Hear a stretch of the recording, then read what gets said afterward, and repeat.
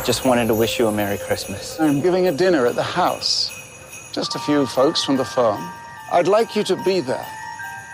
Ring up your wife and see if she'd care to join us. It could be arranged for one employee to receive a Christmas bonus this year, 2 candidates, one enviable new role. One of you will become expendable. I was hoping there'd be games tonight. You're up for this rather unorthodox job interview? This is wrong on so many levels.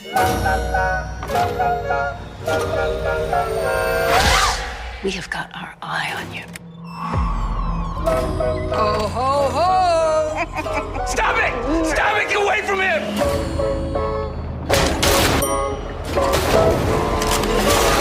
Wow!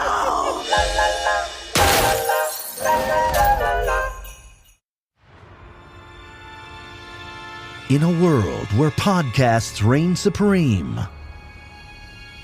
2 friends dare to ask, do you even movie?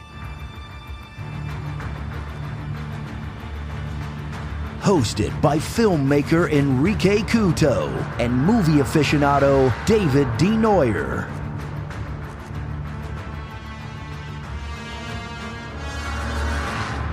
Spoiler alert.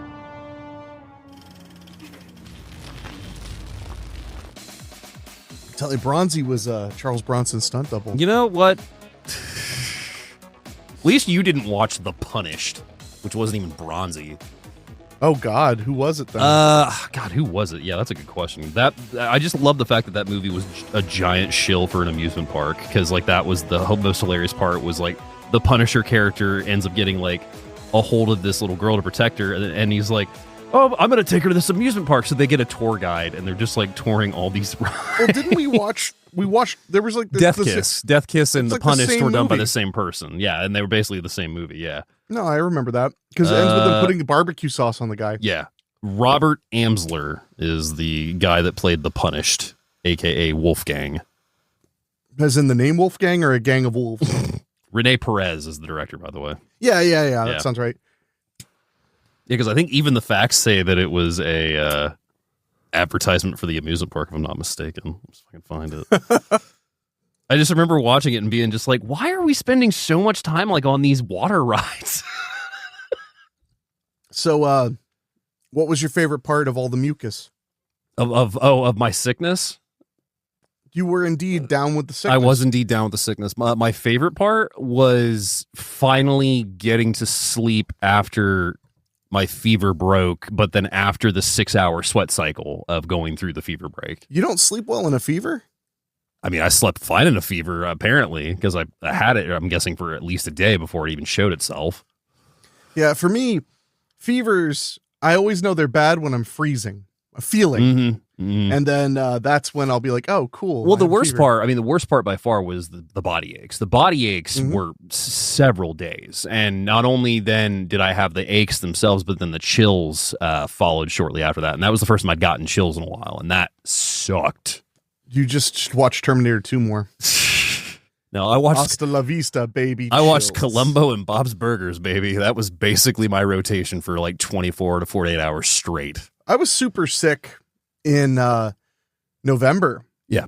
For a really long time. Like it just held. And because that was when you missed Breakfast Club, right? I missed breakfast. Well, that might have been no, that was in November. Yeah. But I was super sick and I stopped being sick, but I was still congested. Yeah. And I thought that the problem was all of the podcasting, that my voice was unable to heal because constantly, and I'm sure that didn't help. Yeah. But I remember it was like December 20th when I was out in Philly visiting friends. I was still coughing up stuff or trying to. And I was finally like, I went to sleep in a hotel in the middle of nowhere, PA on my way out there. And I literally was like, I laid my head down on the pillow and I was like, if I wake up tomorrow and I am this frustrated with my sinuses, I'm going to an urgent care or something. Yeah. And asking if like I have a sinus infection because it just would not let up. And it did start letting up in part because I didn't podcast for 6 days in a row. And would do it. Yeah. From October to December, it's very impressive for me not to podcast for 5 days straight. Yeah, no, I would say so. Yeah, the worst part was the body aches and the chills. The sweating was so annoying because it would just got to a point where I had laid down, slept for like maybe 20 minutes, woke up and my clothes were drenched, the covers were drenched. So then I had to get a towel, wipe up the sweat as much as I could, change clothes again, and then try and lay back down. I had to go through like 6 different sleeping combinations to try and like get to a point where then it was just finally, okay, I'm just going to lay here half cold, and that's the best I could get, because anything blanket wise or shirt wise, I was sweating so much that it just did not work for me. Well, yeah, you shouldn't be bundled up when you have a fever anyway. No. That's I had a friend years ago who she would always get insanely chilly when she had a fever. And that was the big problem, was like growing up, her parents would be like, stop it, because she'd bundle up. To sweat it out, yeah. Well, no, just to feel warm. Oh, yeah. Because she was feeling so cold. They'd be like, stop it right now. You're just making it worse. Yeah. I don't know if that's scientific. I've always heard you can sweat a fever out, but I've never personally tried it. Well, a fever. So I've been told that you should not take fever suppressants unless you need to. Like you're extremely uncomfortable, because the fever is helpful. Yeah. Because it's helping kill the infection. Yeah. So that's my move. But that's why the show's late. Well, the show's late for 2 reasons, actually. And that is because that I decided to take a contra lane entering Michigan this past Saturday. And in doing so, got stuck in a single lane for Michigan? Michigan. You said Michigan. No. In Dayton, I thought. No, you just, I swear. I said Dayton. I don't think I said Michigan. If I said Michigan, it's on recording. But I know. Maybe I'm going insane, but I thought I heard you say Michigan. No, when I was trying to enter Michigan. If I said Michigan, then I don't know what. But no, yeah, Dayton. And then, there was a really bad accident. They shut down the lane, and I was stuck 7 cars behind the accident for about 2 hours and 15 minutes. Which, sounds fun. Yeah, it was a blast. I read my Fred Olin Ray book a little bit more, which I'm only like 90 pages away from finishing right now. I felt so bad for you when you're sitting in that traffic. Yeah, it wasn't fun. But what was interesting was being inside the jam and like seeing people get out of their cars and walk past your car and go see the accident. Like, it was just, you remember that episode of Malcolm in the Middle where they get caught in that giant cliff collapse and they're just stuck on that highway for like 7 hours? That's what it was like. Well, did I ever tell you about the time I got stuck in North Carolina for 2.5 hours? Sitting still. Yeah. We were on a 2-lane highway way out in North Carolina. Not like a freeway. A highway, like a little state route. And a truck had flipped wide enough that it blocked all lanes of traffic. And the only way to move it was to get several wreckers. So we sat there for about 2 hours. Yeah.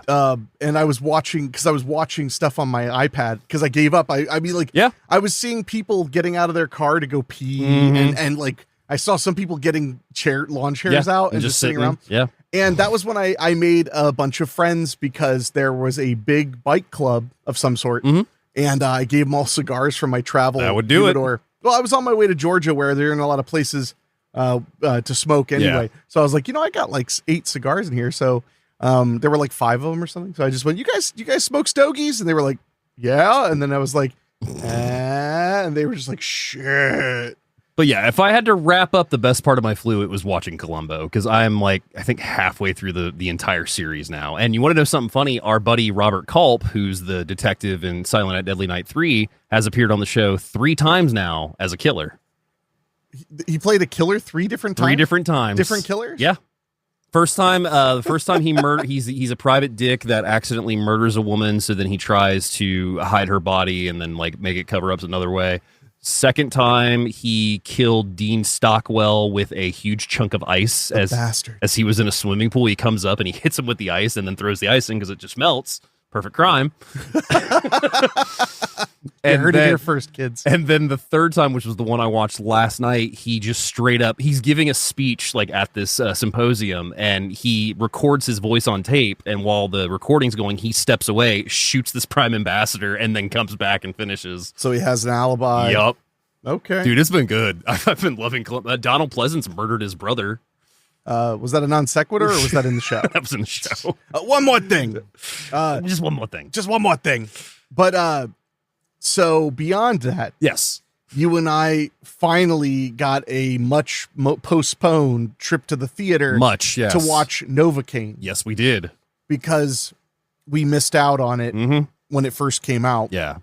And I think we're, 2-3 weeks late now? I think we're only a week after it released. Okay. Or so. Yeah, because the week after Novocaine was Snow White. So yeah, like it came out 2 weeks ago. Okay, that makes sense. So we usually catch things like the Tuesday after opening. So we're only a little bit out from it. Yeah. But I hope that this movie's word of mouth gets it to grow a little bit more. I think so. Because well, I mean, it has a little bit. Yeah. But right now it's like heading toward breaking evenville. Yeah. And I'd love to see it like be a hit, or at least a modest hit, or a surprise hit. It's fun. I mean, we have had those moments. Oh yeah. Especially in the last couple of years, where a movie comes out, it has return. Yeah. And then it just kind of explodes eventually. I mean, I don't know if explodes would be the right word, but like Hard Eyes, we kind of saw that with a little bit. No, that's a pretty good example. Even bigger example, oddly enough, would be a Valentine's example, would be that Sydney Sweeney rom-com that I saw. Anyone But Him, or Anyone But You. Anyone But You. Yeah. Which was really fun. I saw that at the theater in Mackinac City in the middle of the winter, where like basically one restaurant and the theater is open. I love it up there in the winter, but yeah, that's all that's open. And it's not just a single theater. They have 6 screens. Yeah. So you can watch whatever you want. That's how I saw Megan for the first time. I saw that up there. But Anyone But You came out and just kind of, and then it just kept growing and growing. It was like, I think, was it a month apart from No Hard Feelings, which is the Jennifer Lawrence one? Because I feel like those two kind of came out close together. It could be. Which that one turned out to be really good. Yeah, I haven't seen it yet. It's in my Netflix queue. You don't watch No Hard Feelings? No, not yet. Ironically enough, watched it in my cabin outside of Mackinac City. Look at you. It's so weird that you know what? Now I'm wondering if it was a year apart from Anyone But You, because it's possible. I might have watched it on the same trip. That's very possible. Yeah, I might have gotten in the mood for rom-coms for what. Now I'm curious. Anyone But You. Because that was 2023. Yeah, because the Ends of You is the one with Blake Lively. Yes. Yeah. Dude, budget $25 million, box office $220 million. Damn. It came back months later. Yeah. Or weeks later. It started zooming back up. Hell yeah. So it does happen. And did you see Anyone But You? No. Because that's also on Netflix. I haven't seen that, and I haven't seen No Hard Feelings. Those two are definitely on my queue, though. It worked really well. So anyway, what we're talking about... Novocaine. Yeah, No Hard Feelings actually did come out the same year, by the way. Yeah. But it came out in June. Okay. So it was actually later that year. Yeah, Novocaine, the new one starring Jack Quaid, directed by Dan Burke and Robert Olson, written by Lars Jacobson. They are the team that gave you Villains, Body, and then they were also the writing. Lars is the writer of Days of the Dead Bloodline. Well, Bloodlines. Let's not hold that against him. I don't remember Bloodlines being that bad. I just remember it doing a lot of tropes. Day of the Dead Bloodlines? I remember it doing a lot of tropes. I don't remember it being like unwatchable. I remember we had a decent time with it. You're not thinking of the one with Ving Rhames, are you? No. Okay. That's Contagion. Or not Contagion. Day of the Dead live action, or not live action, but the remake or whatever. Bloodlines is the one with the medical facility. Okay, yeah, that wasn't like abysmal. Yeah. No, it wasn't. It had some fun things. But I had a lot of fun with it. Yeah.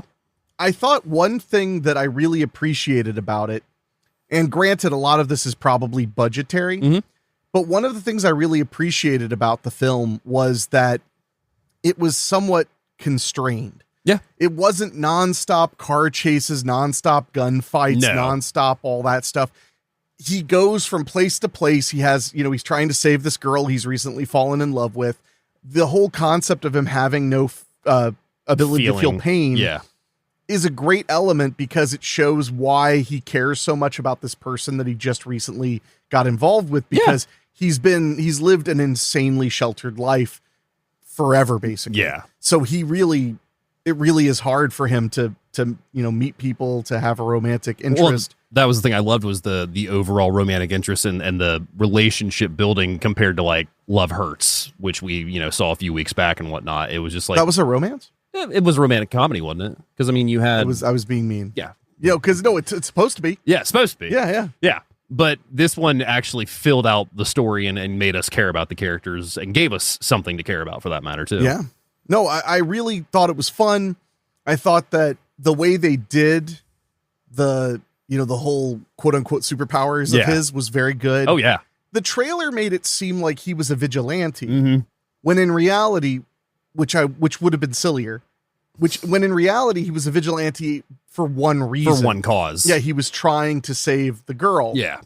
So, and the great twist with that too. Yeah, it's a very good twist. Yeah. So overall, I really enjoyed it. Yeah. It was silly and fun, brutal, violent, gory. The weirdest part was, like he gets a compound fracture and he doesn't react. Yeah. But everyone in the theater was just like, there's one guy. Did you hear he was stomping his feet? Like when it got really gross. That was perfect. When they started pulling out the nails, like it was funny because like I felt the same way with this character because I was just like, oh, I mean, he doesn't feel it, so like it's not really getting me, but like the visuals still got me a little bit. No, still pretty nasty. If you were just sitting there like, can I get another one of those licorice ropes from you while he's getting fingernails pulled out? I'd be like, what the Facebook comments or the YouTube comments say about you is true. Yeah, apparently. What Bandrew Scott says about your sociopathy is true. Yeah, you sent me that clip. I saw. That was funny. It was pretty funny. So anyway, I really like Novocaine. Yeah. No, Novocaine's I know solid. you had a good kick out of it. Yeah. And we're really excited because next time we get to go see Working Man. Yes, we will have a full review of Working Man on next week's show. The Jason Statham action. Man universe. First, he was a beekeeper. Then he's a working man. Next, bodega man. Next, he's a part-time accountant. But not that one. But not Ben Affleck's. Has to be an accountant with an asterisk. Yeah, this is not that one. Not that one. So anyway, with all that being said, the other thing that was a real bummer though about Novocaine was that would have been such a fun movie at Christmas time. It had a lot of Christmassy stuff too. I mean, like it wasn't like that full Christmassy, but it was totally Christmassy. Yeah, it definitely played onto it. That's one of my favorite jokes at the end. It's a Christmas miracle. No, it's January 11th. He's like, oh, it's Christmas. He's like, no, it's January 11th. You were in a medically induced coma. Well, because why wouldn't he be? Oh, that was the other thing is they really kept it relatively, I mean, within the bounds of it being ridiculous. Yeah. They kept it pretty realistic. Oh, yeah. He wasn't Superman. No. I do, wish it had more in common with Darkman. Don't we all? I wish he had told, Take the fucking elephant. But otherwise, no, it's Novocaine's definitely worth your time. It's a good, fun one. I think, what is it? You said an hour 50. Yeah, hour 50. So you're under 2 hours at least. Could have been a little shorter, but overall, I really did like it. You know what it reminded me of in regards to being a better movie, both for the Christmas element and the action element? What's that? Silent Night. I wasn't going to bring up that. It reminded me a little bit of it. And I was just like, wow, this is so much. Well, this is so much more done better. That was I couldn't get astute. the words out. Yes. Very astute. It was done way better. Astute. Yeah, shut up. But speaking of Christmas. Oh, yes. Yes. We're wrapping up our month of Into the Dark. Yes. It has been March into the Dark month as we've covered Hulu's Into the Dark series from Blumhouse. The short-lived, 2 seasons we got? Well, short-lived 2 years. Yeah, 2 years. Mm-hmm. And we are going out with a banger. Yeah, this one we had a great time with when it first came out. Oh, yeah. And briefly, just for those who may somehow not know, Into the Dark was a TV series of sorts that introduced a brand new Blumhouse movie every month, and often they were related to the month. Yeah. So this one was a Christmas time one, and we've talked about 3 other ones. Yes, we have. And had a really great time kind of leaning into that. Mm-hmm. So all leading up to this. Yes. And I just want to remind everybody, I mean, they're all streaming for free on Hulu. Well, with your prescription. Subscription. Yeah. Doc, I just need to be spooked. Well, here's your Hulu prescription. But no, it's that series is so worth your time. Yeah. The ones we talk about are our favorites, but there's so many different things for you to enjoy. Yeah. When it comes to Into the Dark. And it's one of those things I wish more people were talking about Into the Dark because it's really, really good. It holds up. I mean, I've had a great time going back to them. They've held up immensely, and it's made me want to go back and look at some of the lesser favorited ones to see if they've aged a little bit better in the last couple of years or whatnot. Yeah. So, but this one also happens to star a goat. Yes. True goat. And not the animal this time. No, not this time. But Julian Sands. R.I.P. of the Warlock films fame. Yes. And many other Many roles. things. But that was the film that really made horror fans take note. Yeah, because he was incredible. Well, and I movie. mean, those movies, I'm kind of bummed because I came to the Warlock films late. Because to be perfectly honest, I'd seen at least the first one before we got that from the set from Vestron. Mm-hmm. But revisiting Warlock 1 and 2, they're so much fun. They're so insanely violent. They're so insanely goofy. And they're entertaining. I mean, the second one's basically an Infinity War. Yeah, no. The second one was constantly on Cinemax when I was a kid. I could definitely see that. So I saw Warlock 2 before I saw anything. Yeah. That one was always on rotation. Yeah, because it was originally based off a novel, which I've been trying to get my hands on, but the Warlock novel is a little pricey nowadays. But if you have not seen the Warlock movies, I'm sure they'll probably come to the show at some point, but they're a lot of fun. Yeah, I mean, in Warlock 1, it really is like a time capsule of 80s and 90s horror when they were trying something different. Yeah. That I really enjoyed. So we are talking about Into the Dark, a nasty piece of work from 2019. Yes. 1 hour and 18 minutes, rated TVMA for sexual content, graphic violence, and strong language. I'm pretty sure that's what all of them have been rated for. A couple of them had nudity. Yeah, that's fair. IMDb synopsis for this one says, the boss of a private equity company invites a couple of his employees over to a Christmas party that turns out to be an intense competition for a promotion. Well, I mean, that sums it up decently. My synopsis, a dinner invitation from their boss is secretly an intense competition for two employees competing for a promotion. That's a wash. You guys both. There's not much you can do. You both did good. Do you have a tagline for this one? Because it does not have one. Oh, one will get a promotion. The other will be severed. Not bad. Not bad. That's off the top of my head. Yeah, it's better than mine. Mine was a promotion to kill for.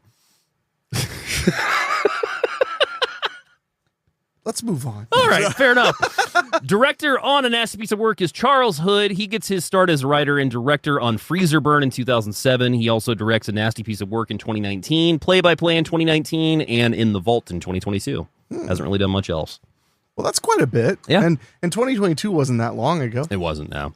Writer on the project is Paul Soter, who gets his start in 94 on Tinfoil Monkey Agenda, then goes on to write Puddle Cruiser, Super Troopers, Club Dread, Beer Fest, Watching the Detectives, The Slammin' Salmon, Dark Circles, Super Troopers 2, A Nasty Piece of Work, Tacoma PD, and most recently Quasi in 2023.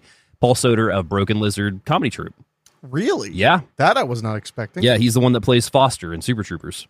Okay. Yeah. Huh. Cinematographer on the film is James Neist. He gets his start shooting 1996's Walkabout. Then in 2014, shoots Annabelle.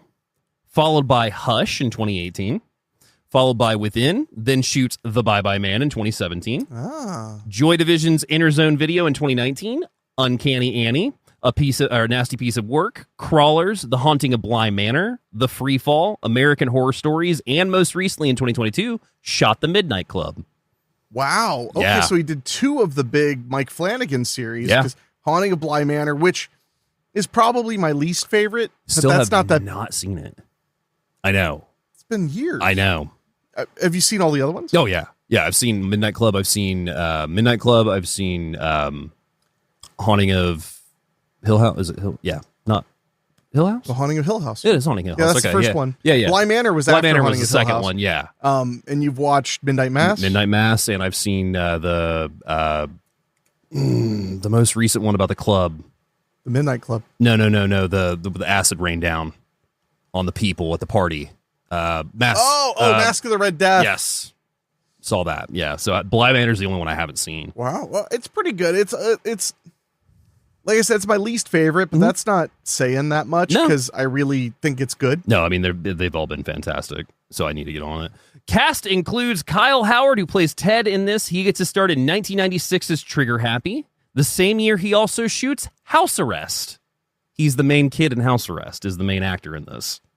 Oh, yeah. Yeah. So then he goes on to do Gunther and the Paper Brigade in 96, Robo Warriors, Chicago Hope, Skeletons, appears on Home Improvement, Pacific Blue, Baby Geniuses in 1999. Hey. Love Boat The Next Wave, Friends, Orange County, Boston Public, What I Like About You, King of the Hill, The Drew Carey Show, Nip Tuck, CSI, Holiday in Handcuffs, the ABC original film in 2007. Aww. Extreme Movie, Ghost Whisperer, Love Bites, Don't Trust the Bee in Apartment 23, Minority Report TV series, Royal Pains, Electric Love, shoots a nasty piece of work in 2019, also stars in Val in 2021, and most recently, Me in 2024. Well, before we move on. Yes, sir. You mentioned a movie that I would almost guarantee you haven't seen, and most of our audience has not, which is 1997's Skeletons. Mm-hmm. And that movie has a very interesting, don't look. Mm-hmm. Has a very interesting thing to it. Because here's the description. Yeah. A Pulitzer Prize journalist has a heart attack and moves with his wife and son from New York City to a town of 850 in Maine. Things are fine until he investigates a man arrested for murdering his boyfriend. Vandalism and worse follows. So it's this mystery where it appears that there's a cabal against this gay couple in this town. Yeah. So that sounds, like kind of a tense little 90s thriller. Mm-hmm. Director, David Dakota. Possibly one of the most, I'm trying to think of the word, most upscale. Yeah. Story-wise. Yeah. Dave Dakota films. Yeah. He did an incredible job with it. And it's one that's just super unexpected. So when I heard the title, I had to mention it because it is totally worth your time. It's hard to find it, of course, nearly anywhere. Apparently, it was originally supposed to be Ken Russell. Jesus, that's what IMDb claims. But he was fired, and Dave Dakota was hired to replace him. I had heard a story somewhere that Dakota was hired last minute to take over the film.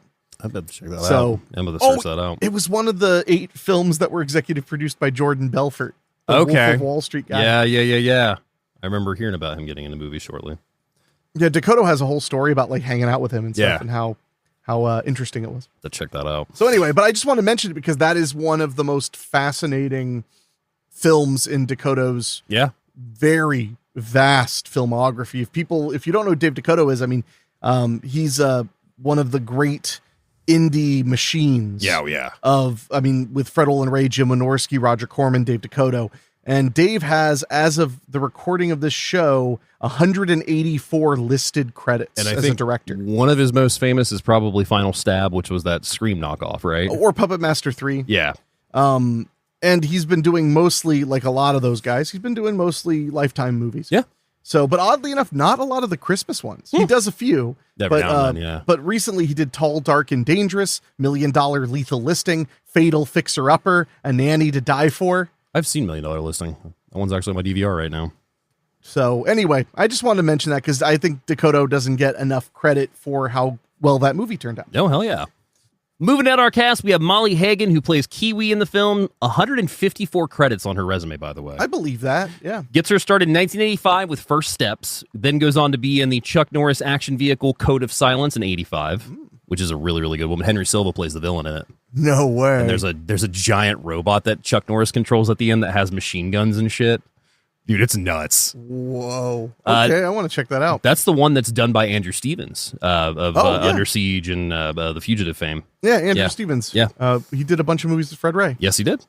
Knots Landing in 85, Dallas the early years in 86, Some Kind of Wonderful, Alf, Columbo in 89. There you go. The Golden Girls, Seinfeld, Duckspin, Star Trek DS9, Murder, She Wrote, Dream On, The Larry Sanders Show, The Dentist in 96.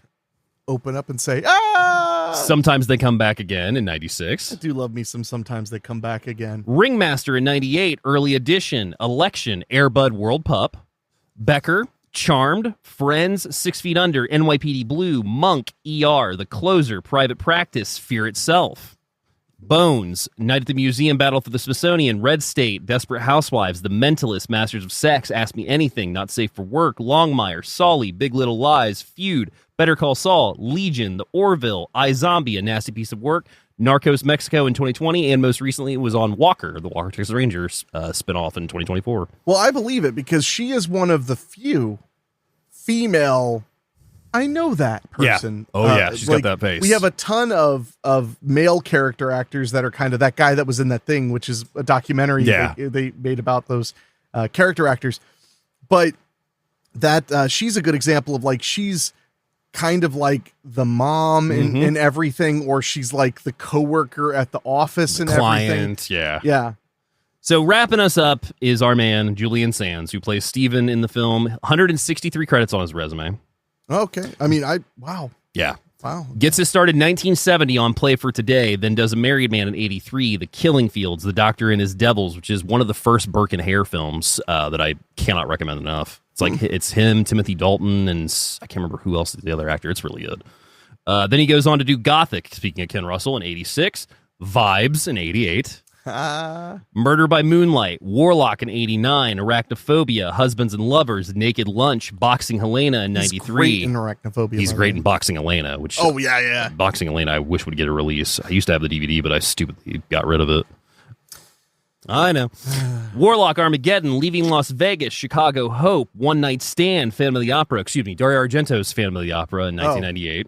That's different. $1 Million Motel, Rose Red, Jackie Chan Adventures, The Medallion, The L Word, Stargate SG-1, 24, The Haunted Airman, Ocean's 13, Blood and Bones, Smallville, Girl with the Dragon Tattoo remake, Extraordinary Tales, Dexter, Banshee, Gotham, Crooked House, The Blacklist, A Nasty Piece of Work in 2019, The Survivalist, The Piper, The Last Breath, Assisting Venus, and that was his last credit in 2024. He did pass in January 13th of 2023 at age 65. It was tragedy during a hike in Mount Baldy, California, in the San Bernardino Mountains. He went missing. They couldn't find him, and then shortly after that, they found his remains after a storm had moved through. So it was misadventure or like exposure? I believe he just he just got lost from what I understand. Well, yeah. I mean, like he didn't have a heart attack or something. He just died from exposure. Yeah, they didn't say anything. They basically said the body was recovered. I don't know if they actually ever did an autopsy.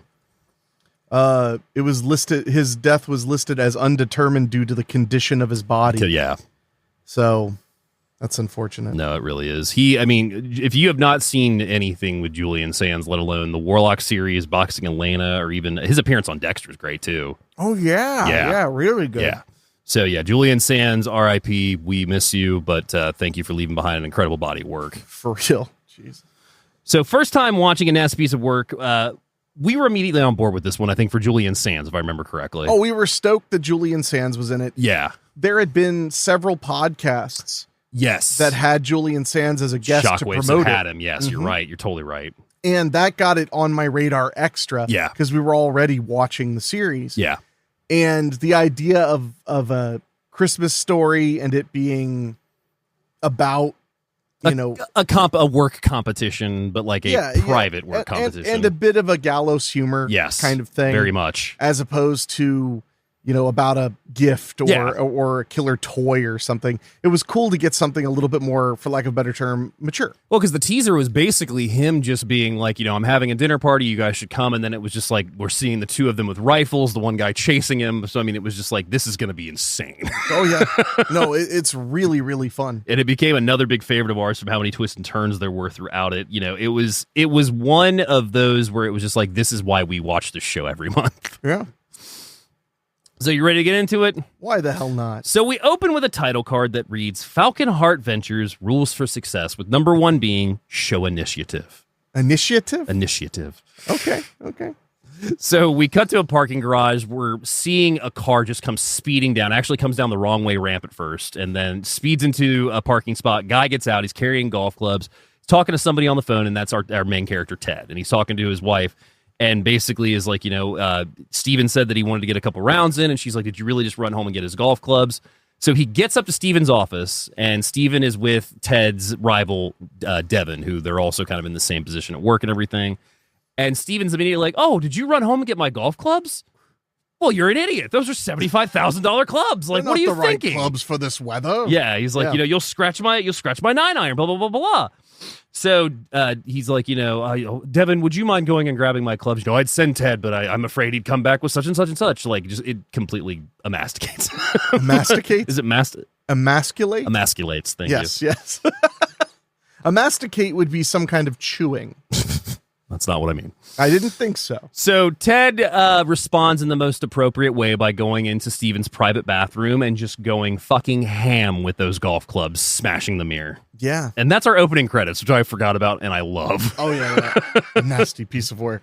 I mean, and boy, if it is. Yeah, so he just goes in, smashes this mirror up. We see that lesson 2 is don't hold anything back as he goes and freaks out on the mirror. So that's what we see as we go into the credits. Yeah, and these little lessons for success popping up is a nice touch. It is, yeah. It's a nice touch. Like when I first was rewatching it, I was just like, is there like an instructional video that I forgot about? But no, it's just basically we're just following the lessons that way. Yeah, yeah. So that is when we cut back and we see that it's Christmas time at the office. Ted, who's at the company Christmas party, is just sitting around looking at the bigwigs talking, including Steven in his office. And he's like, I just wish they would tell us.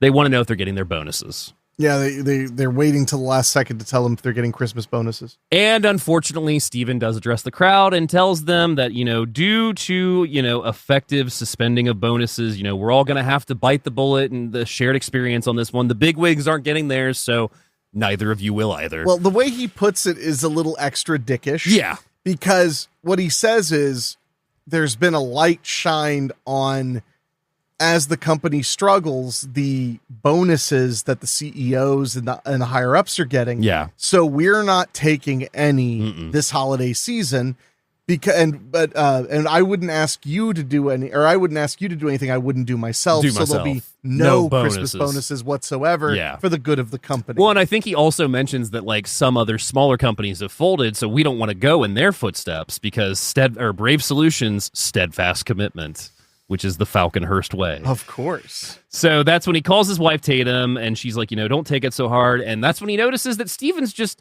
out on the balcony by himself.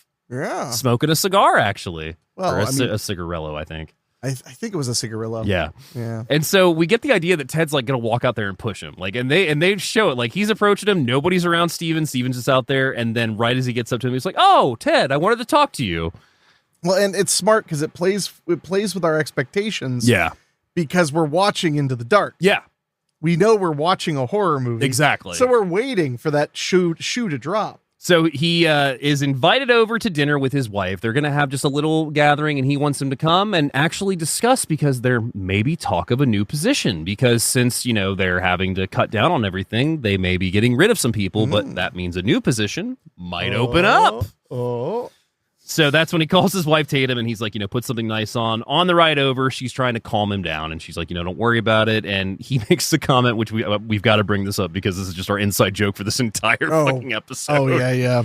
So he makes a comment about his wife's earrings, and he's just like, are those the best ones you could have done? You're like, they just feel like they say that you're from Des Moines. They scream, "I'm from Des Moines." Yeah, and we riffed on this when we were watching it the first time, just like that they were going to smash cut to Steven being like, "I'm from Des Moines." No, because later on she asks. Yeah. Or he asks, like, where are you from? And she's Des Moines. And yeah, that was her. Oh, I'm from Des Moines. I'm from Des Moines. With his humongous British accent. Yes. Anytime we talk about Into the Dark, one of us usually goes, I'm from Des Moines. That's just our inside joke. Yeah. It's so welcome to our bullshit. Really. So that is when they arrive at Steven's place, and he's a little uneasy, even more so as Devin pulls up with his wife Missy, who he didn't know was coming to the event. No, because he thought this was a one-on-one with the boss Yes. to kind of figure out what's going on and if he's going to get this promotion he's been hoping for. But now it appears the pot it's being stirred. A little stirred indeed. So they pull up to a giant freaking house. The property is huge, and the house itself is huge, and that's when we see Steven come out and greet them, and we also meet Kiwi, Steven's wife, who really does not hold back anything when it comes to just giving him shit. Yes. So she's like, are you entertaining them out there? Invite them in for drinks. Immediately, they kind of start going at it. Yeah. Yeah. Yeah, and not like that. No, not like that. They're fighting. So Steven hands out 44-year-old cognac and says, it's probably the first and only time you're ever going to get to drink this. And he gives them one to everybody. And that's when they also notice, as Ted is walking in, he sees that there were people upstairs. So he thinks he saw two people looking out at him. And he's like, are there people upstairs? He's like, oh, no one's here. And that's when Ted also takes interest in Steven's arsenal of weapons on the wall. Yes, they're all antique and They look like they are functional. Yes, they are giant rifles, and he's just looking over them. And at this point, too, Kiwi kind of starts making friendly with Gavin on the couch. Yeah. Yeah, that's a nice way to put it. Yeah. Yeah, she's quite the friendly sort. Has some very freeing hands. Yeah, very handsy. Yeah. Very right in her husband's face. Right in her husband's face. Oh, yeah. So eventually they all sit down to dinner, and Kiwi shows off a collection of masks on the wall. These white, ornate masks. I don't even know what you would call them. I would call them white ornate masks. Yeah, they look old. Yeah, they look. I mean, eyes wide shutish. Like they've got that appeal to them. I could see that. Yeah. So Steven also comments that Kiwi's had some plastic surgery, and that's when she takes the mask and shatters it against the wall. Their marriage seems great. It seems great. Yeah, it seems like dinner continues. There's a lot of snark between the group, especially with Kiwi and the wives, because you've got Tatum is it a nurse specialist, or I can't remember what she says specifically. I think she's a nurse practitioner. Mm-hmm. And yeah, like Kiwi has something to say about that, and then Missy is a community college student, and of course she has something to say about that. So that's when there's just some snark continuing between them. Ted is nervous about the whole thing, but Tatum talks him down again, reminding him that he can do it. And that's when Kiwi goes to show Missy the bathroom.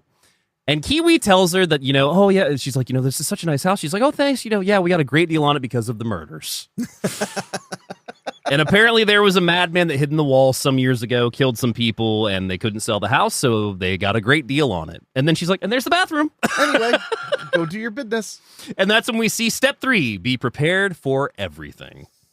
So Kiwi requests a drink from Tatum as she sits next to Ted, and that's when, again, she's getting a little handsy on him, even grabs his crotch at one point. Yeah, she's not being subtle. Yeah, and she's going for the gusto. She's like, we got our eye on you, and Steven goes to badger Gavin a bit about his relationship with Missy. So he's like, what's some problems? He's like, I don't want to talk about it. And then he basically says, I feel like that she wants to be right all the time. I'm the guy that's like pulling the hard job, and she's the community college student with 2 years under her belt, blah, blah, blah, blah.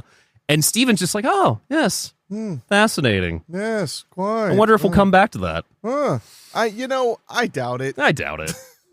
So that's when he opens up. He believes that he knows more than she does. Steven's delighted to hear this. And Kiwi still tries to persuade Ted a bit more, even bringing up a bathroom incident in regards to the fact of him going off with the clubs. She wants to see his rage or his emotion side come out, basically. There's a lot of manipulation going on. Yeah. Early on. So she tries to make a move. This angers Steven, and he's like, I will not have this. He goes and grabs a gun off the wall, but more so gets Gavin to stand out of the way first. Which is my favorite. Or excuse me, Gavin. And he teases Gavin with a $100,000 bonus and 2 weeks in Aruba, so Gavin just moves out of his way. Steven grabs a gun. He's like, I will not be made a fool of in my own house. Opens fire and blows Kiwi's head off. I mean, basically. Yeah. Yeah. Just shoots her dead. Yeah, she falls to the ground. There's blood all over her fucking head. And he goes, this is my house.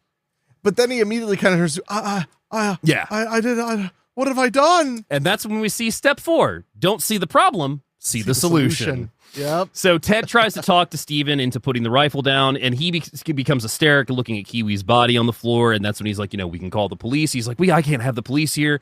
And then he basically goes with the initiation of the program, and he's just like, all right, Gavin, what's your idea? Ted, what's your idea? And Ted comes up with the idea that basically it was an accident, and that that he, I can't remember if he was the one that said that he was cleaning his gun, but like, there's ideas that are good and there's ideas that are bad. Well, because the other guy, the idiot, Gavin, he's just kind of like, we'll chop her body into pieces. Yeah, I'll chop her body up and bury her in the backyard. Yeah, no body, no crime. So Gavin can't think of anything that works. Ted is asked upon by Steven, and he concocts an idea that he thought that she was an intruder. And before he knew what had happened, he'd accidentally shot her. And that's when Gavin offers to chop her up and bury her in the backyard. Yeah. Steven then tells him not to worry, that they'll all be taken care of. Because at this point, Tatum's like, we need to call the police. We need to get out of here. And Steven's like, no, don't worry. Like, whatever happens, you'll all be taken care of. Like, I just need your help on this.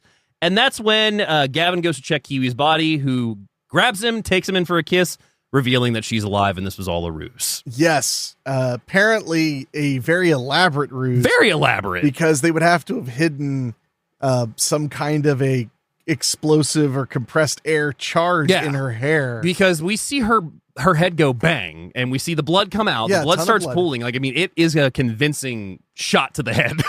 Yeah. No, it's extremely convincing. So then we get to the housekeepers cleaning up the mess as Steven speaks to the group, bringing up the new positions available at Falconheart, unveiling the night will be a competition for the position. Yes. But not specifically what the competition will be, that there's just a competition already in progress. Exactly. Well, I mean, I think it's becoming clear what the competition is. Yeah. It's whatever they want to fuck with them about. Exactly. So Steven takes them into the library as Kiwi rejoins them, redressed and cleaned up, and the next round starts off with Ted telling Steven why Gavin shouldn't get the job. And Gavin apparently is a bit of an asshole to the cart, the guy that has the food cart named Guillermo, and has a bad habit of using the R word, even though Guillermo has a kid with Down syndrome, and like they kind of go at it for a good bit. Yeah, well, because his point is like, I know him. I know him. I know his name. I talk to him. Like, I know about his kid. Like, you don't even know any of that. You just care about yourself. Well, it's funny because even the boss, he knows him like vaguely. He gets the name wrong. He's like, I think he's like Miguel or something like that. And then he's like from El Salvador. He's like, no, it's Guillermo from I think it was Argentina or Venezuela. Yeah, or something like that. So, but it's funny. It's like he kind of knows him, but not really. Yeah. And this allows him to bring up, do they tell their wives everything? Because there's been a question already about Ted working these late hours Friday night, like staying at the office until midnight, and that we'll get into that a little bit more. But more so, he's like, do you guys tell your wives everything? And they're like, yeah. You don't keep any secrets. And that's when he reveals that he recorded his and Gavin's conversation. And he plays it for him. Yes, he does. Yeah, that's a good strengthening for your relationship right there. Pissed off, storms off, and that's when Steven tells everyone to take 5, relax, and have a drink. Missy goes into a bathroom as we see a peephole slide in a shelf, like right behind her. Yeah, there's a lot of questions being raised very quickly. In this little film. So she goes in to look in it, and that's when something grabs her hand. She pulls it, or no, that's the second time, because the first time she didn't see anything. Yeah. So she goes in to look, peephole's gone, and that's when there's a knock at the door, and it's Steven, and he's like, Missy, please come out. Like, if you open the door right now, I'm literally on my knees, like, begging you to come out. She opens the door. He is. And that's when he offers her, a little something for his troubles, and he wants to have a kiss. And it could probably help Gavin in this situation, so he says. How innocent. So they share a kiss, and she goes to walk away, and he's like, no, maybe something more, and goes to push her head down, but then she storms off out of the room right back into the library.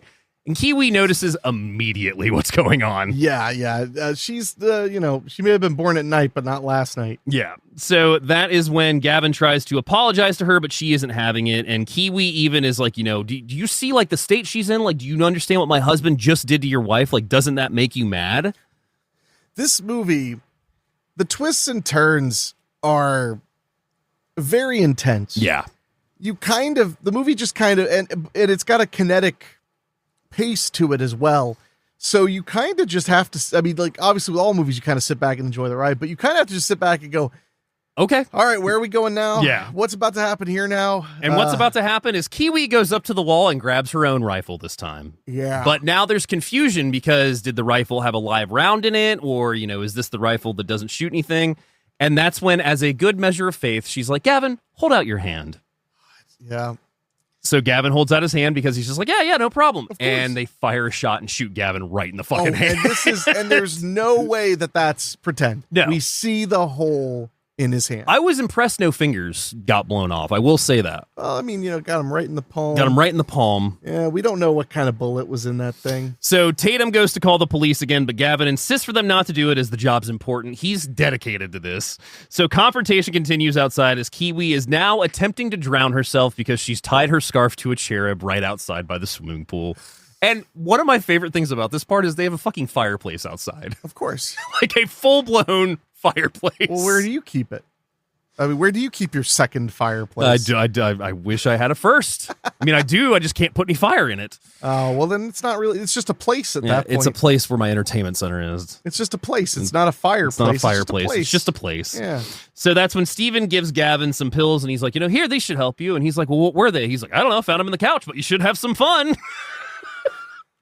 Like Julian Sands is so good in this. Oh, he's having a blast. He's He's so just good. leaning into it, chewing on the scenery, just having a blast. So Gavin takes the pills down, and that's when Steven invites Tatum to try and talk to Kiwi, give her some support, woman to woman and everything. And that's when Kiwi, by this point, questions if she can, if there's like an issue like going on and whatnot. And she's like, we had an issue with our son. So now there's a question of what happened between Steven and Kiwi and their son. Right. And that's when she also asked her to go get a towel out of the bathroom for her. So she goes into the bathroom, goes to get the towel off the rack, and a hand grabs her from behind the shelf. Yes.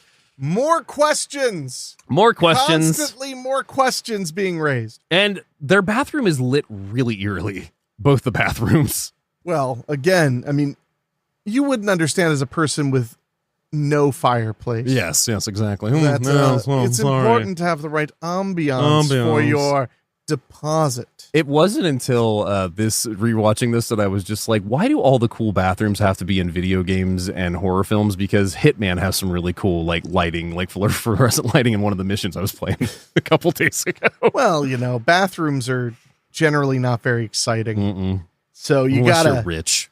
Yeah, well, I mean, I my buddy Mike, he and his girlfriend have a bathroom with heated floors. Oh, damn. In their obscene house. I think my favorite has always been the toilet and bench warmers where Rob Schneider's character goes to take a piss and he's like, such and such, you need to stop eating all that fast food or you're going to die. Like they take a recent urine analysis. Yeah. That's what I need. I need a urinalysis toilet. So she runs back to the group and she's like, something grabbed me in there. And he's like, what are you talking about? And that's when Ted is trying to kind of impress the boss and be like that he doesn't fully believe her, which pisses Missy off or Tatum off. And that's when Kiwi is like, yeah, we trust all our men. They're so great. And unties herself from the cherub. Again, another ruse, basically. Yeah. There's so many ruses here. There really are. And that's kind of, it's funny because as we're watching this, I wonder, as I was rewatching it, I wondered if they were prepared to remove Christmas from it and make this the April Fool's Day episode because it pulls the rug almost as much as I'm just fucking with you. Yeah, it absolutely does. The best April Fool's Day episode of the two.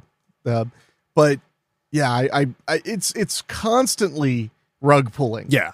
Nonstop. Well, and it's like it plays a little bit on that classic. Why can't I think of her name all of a sudden? The chick that Agatha Christie. Yes, thank you. Yeah. That whole and then there were few, or then there were none. Yeah, and 10 Little Indians. Yeah, 10 Little Indians. Like it plays on that whole of a gathering of people in a house and something's gone wrong, but we don't know exactly what actually is real and what's not. Yeah, and there's the element of it's your boss. Yeah. And I'm sure many, many, many people can identify with having to put up with your boss, having to, tolerate your boss. I think that if you want to grow, and honestly, I'm a bad example of this because I haven't had a boss in a decade. Yeah. But it always seemed like if you wanted to grow in a position, you had two choices. Mm-hmm. Either just be a straight up kiss ass, like, what's his name? What's Gavin. Gavin. Or try to like your boss. Yeah. Like try to like it's similar to ass kissing, except you're legitimately like, okay, I'll let whatever stupid thing he said go and just try to like being around this guy because he's supposed, he's my boss and he's supposed to help me grow in this business or whatever. And the fact that they're at a hedge fund is perfect because they are extremely competitive. Mm-hmm. Hedge funds are massively competitive. I'm almost certain that the turnover is really high. Yeah. It's kind of like in a lot of businesses, CEOs and presidents and vice presidents of companies, the turnover is usually really high. And then you'll get somebody like in show business, like Sid Sheinberg will just be the head for 25 years because he was good at it. Yeah. But often between the Sid Sheinbergs or the, Steve Jobses or whatever, you'll get and he was the CEO for 5 months. And he was the CEO for 8 months. Yeah. And and she was the CEO for 2 years. Well, clearly what they needed was Undercover Boss to come in. My God. This is basically Undercover Boss for sociopaths. Yeah, in a sense. Oh, you thought I was dead, but I'm your alive boss. It's like, oh God, why do you own rallies? I was not actually a guy with a wig on. I actually shot you. You insulted my mustache. So the group moved back inside the house. Ted tries to apologize to Tatum, and that's when we get lesson 5, adapt.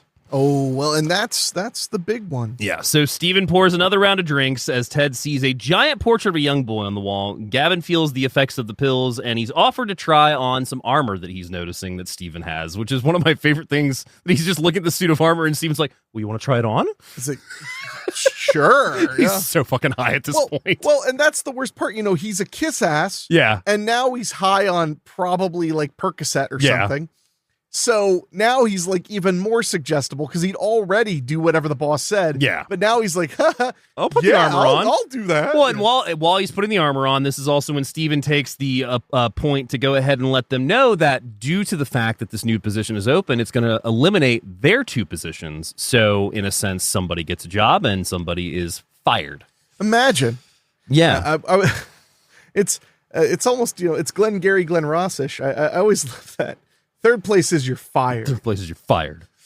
So Ted doesn't believe it, calling the whole evening a sham, and Gavin offers to face off against Ted, even stating that he'd kill Tatum or Missy for $1 million at this point. So that's when Steven offers Gavin a massage chair to relax. So Gavin sits in a really nice massage chair.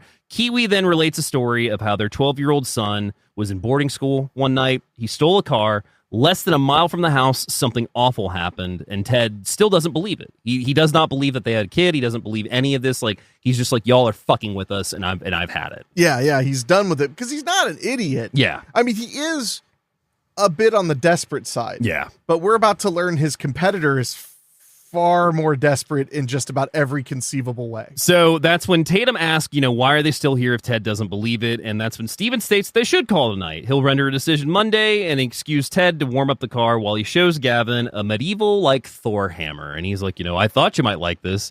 And naturally, Gavin picks up the hammer. Well, yeah. So if you can pick it up, you're meant to pick it up. Yes, exactly. Yeah. So as Ted's walking out, he is walking into the entryway, and he sees 2 people upstairs now wearing the mask like we saw earlier on the wall. So they peek around the corner and then go back. So naturally, he follows them up the steps, can't find them, goes through the corridors, goes to the hallways, and then comes to a room that's filled with nothing but like really creepy statues. Yeah. I mean, I think that's an understatement.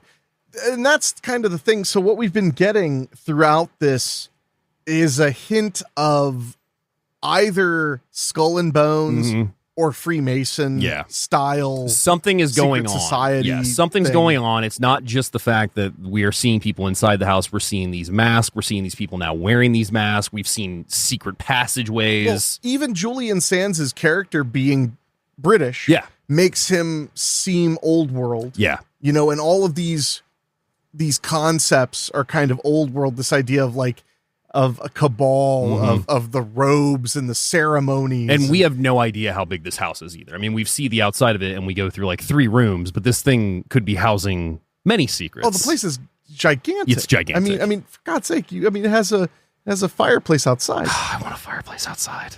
I know, buddy. I have a fire pit. That's the best I got, like a poor person. Yeah. And it's in the backyard, not in your house. But, the key is burning all the wood while the sun is still up. Yeah, so everybody gets a good sweat on, and then when it gets cold, there's no more fire left. No fire left. No, that was the first Joe Bob Briggs marathon. Yes, it was. It was the last drive-in. Yeah, I'm a pyro, man. What do you want? You brought an entire... I brought like 10 skids of wood easily. You brought a ton of, skids, literal skids. Little skids, yeah. Not skids of wood, but the wood from the skids. The wood are skids. Yeah. Wooden skids. Oh, yeah. Yes. And you burned like all... Because I remember because it was about 11 o'clock and we were having to put like one little piece in because you'd burned half of it when the sun was still up. I like fires and I like the flames to be large. You've been to my birthday parties. You know this.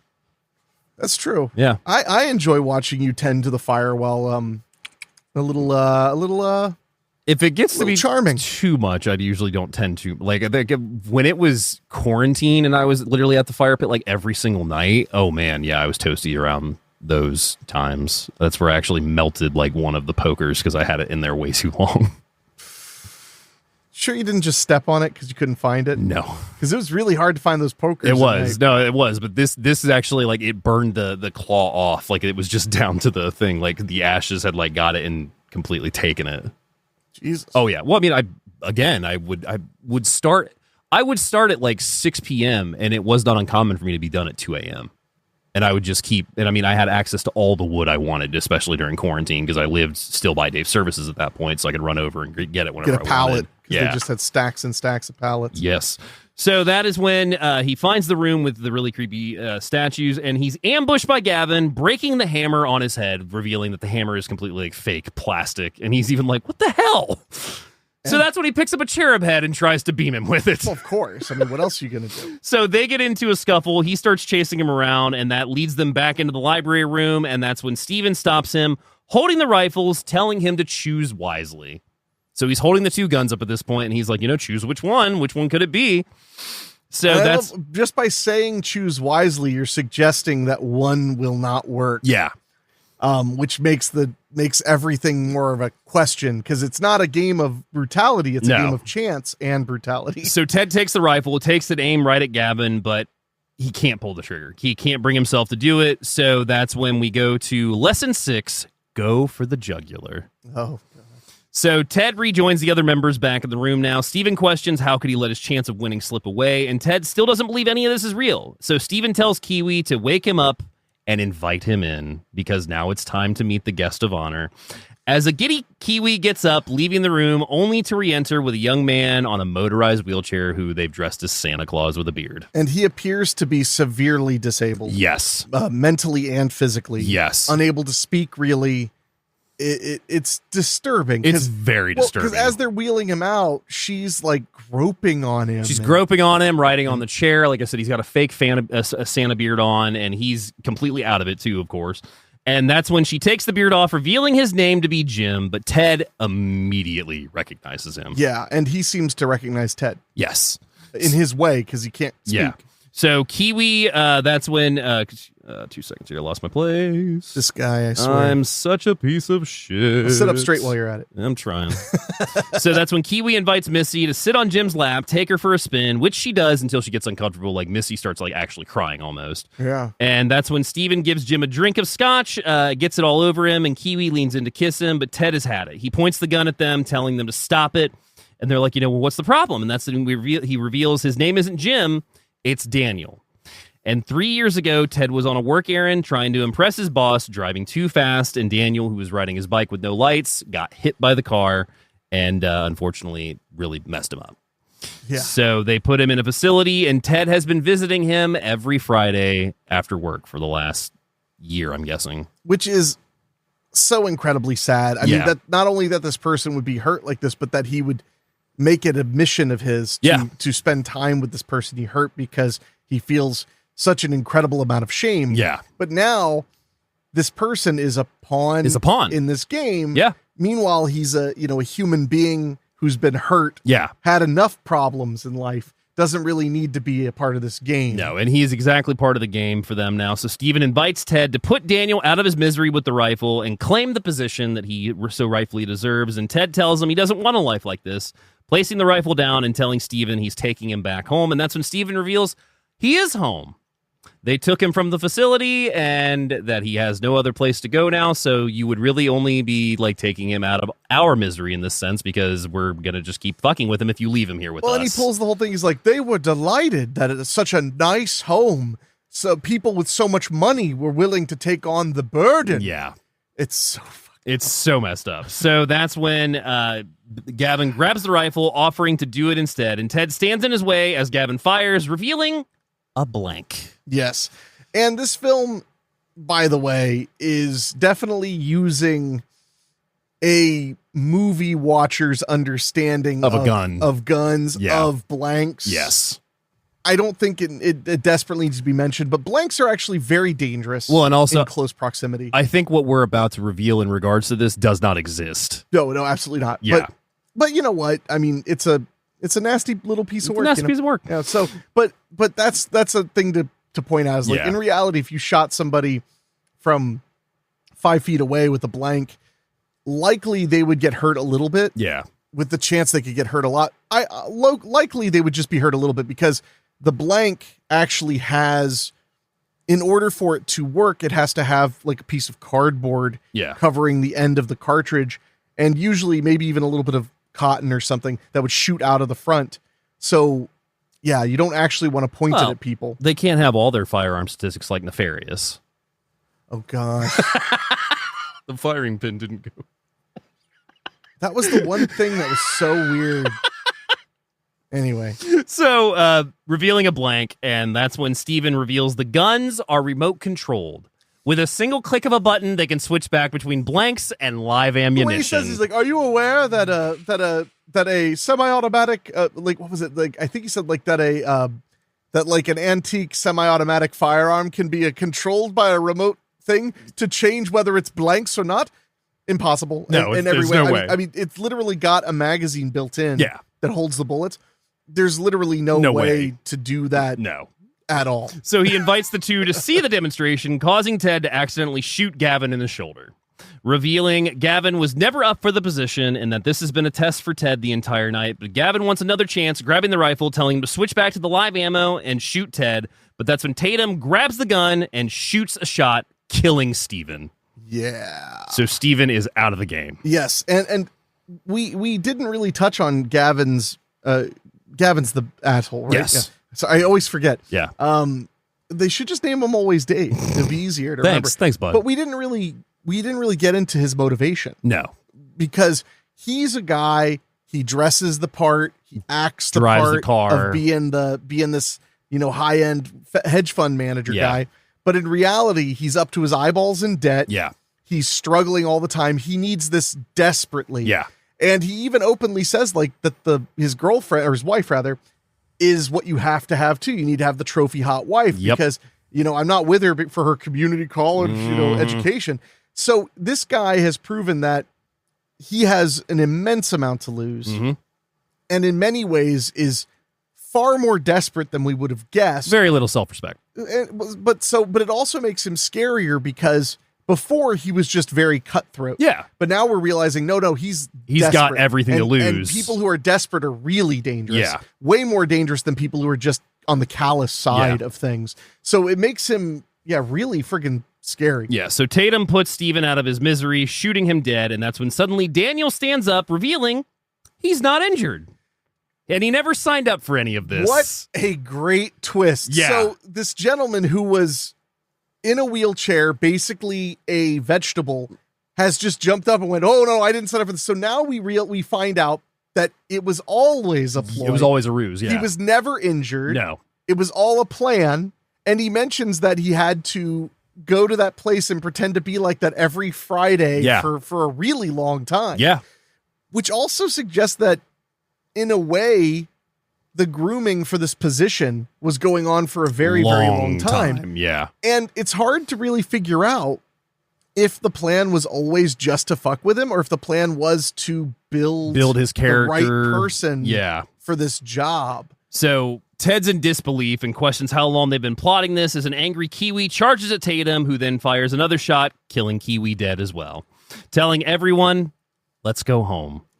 Now, before we move on, Dave, to the finale, this was something I wanted to mention, but the movie zoomed by so quick when we were talking about it. Yeah. What's the dumbest thing a boss has ever asked of you, or the stupidest, or whatever? Like, give me a boss story that you can't. I mean, because I know that I'm not just playing safe for you, but you really don't have a problem with your current bosses. No, I love my bosses. I never hear you complain. And actually, I don't have a problem with my old boss now because I actually was just driving him last week when he was in sober taxi. Well, that doesn't mean anything about the past. I mean, probably the most ridiculous one where I actually felt like legitimately. I'll give you two.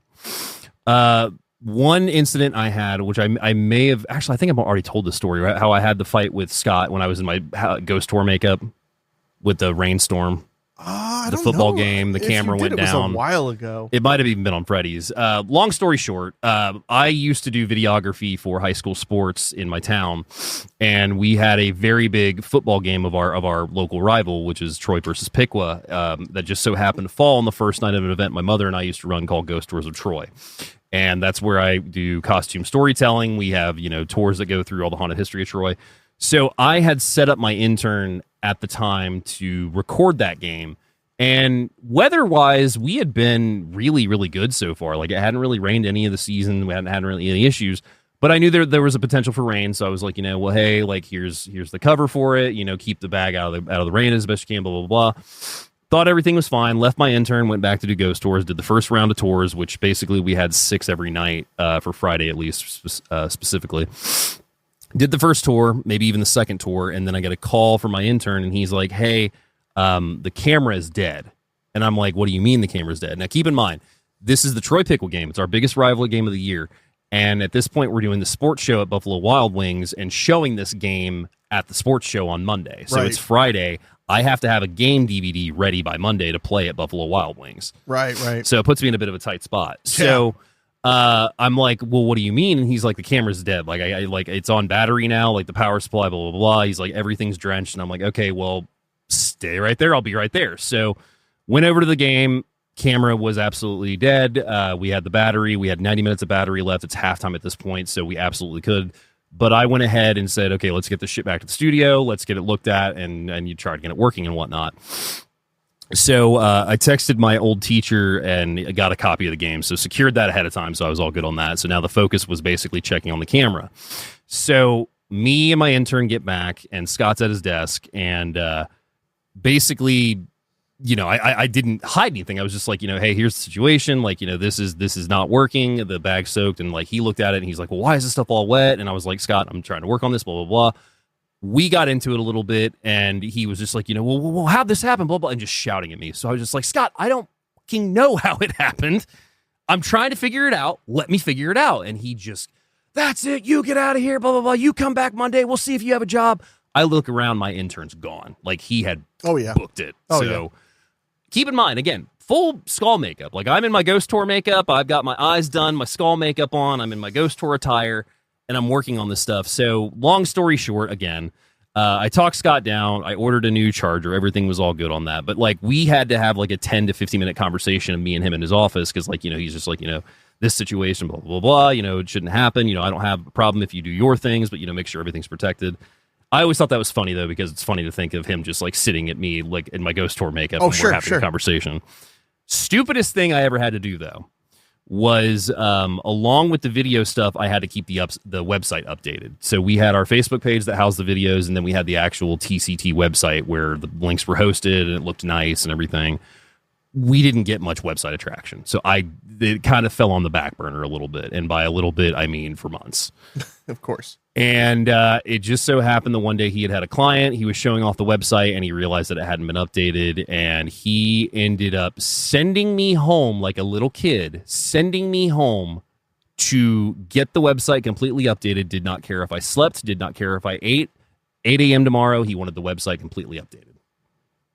So I had to leave and go do that. And the beauty of it was since, it takes a long time to upload videos to YouTube and whatnot, if you're behind, you're not going to have enough time to get that website updated. So my little secret was I just started recycling links and putting them in certain spots for like mayor's reports and stuff and completely hiding their dates and changing them.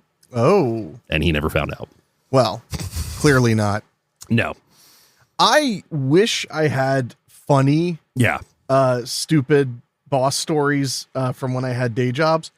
I don't. No. I had a really crappy boss. My last day job, he was just shitty.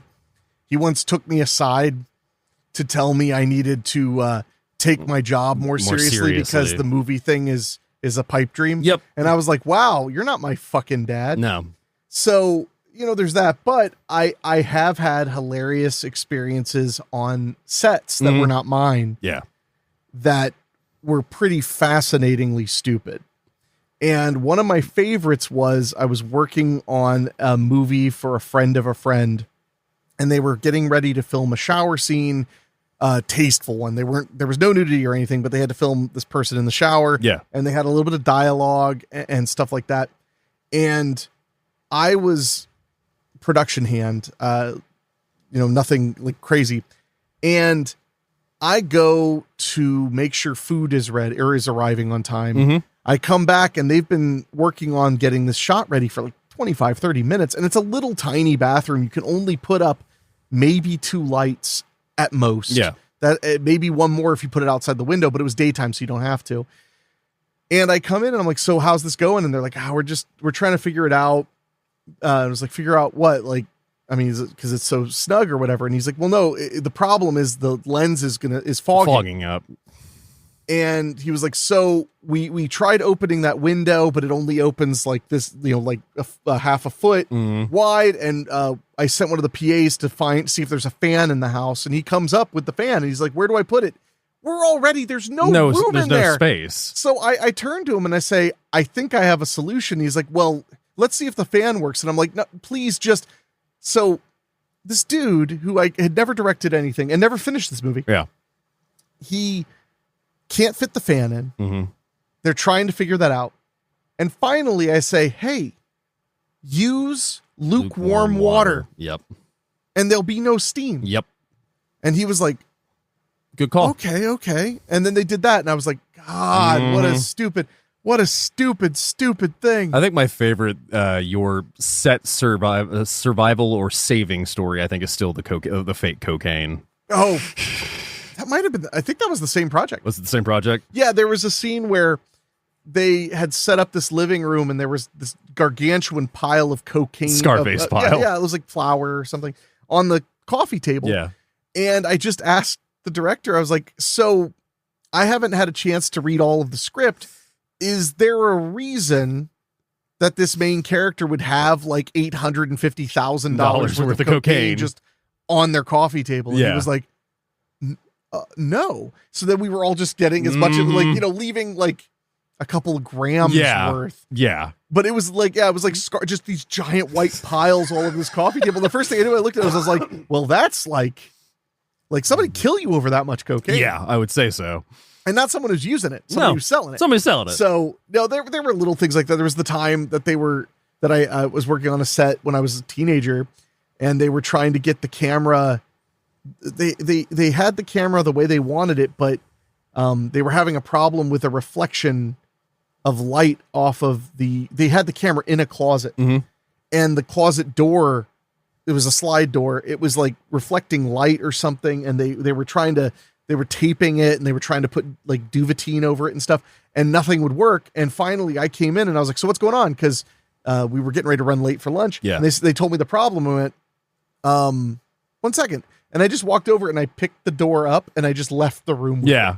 Like I just, I didn't even say anything. I just picked it up and I went somewhere else with the whole door. Yeah. And I get it though.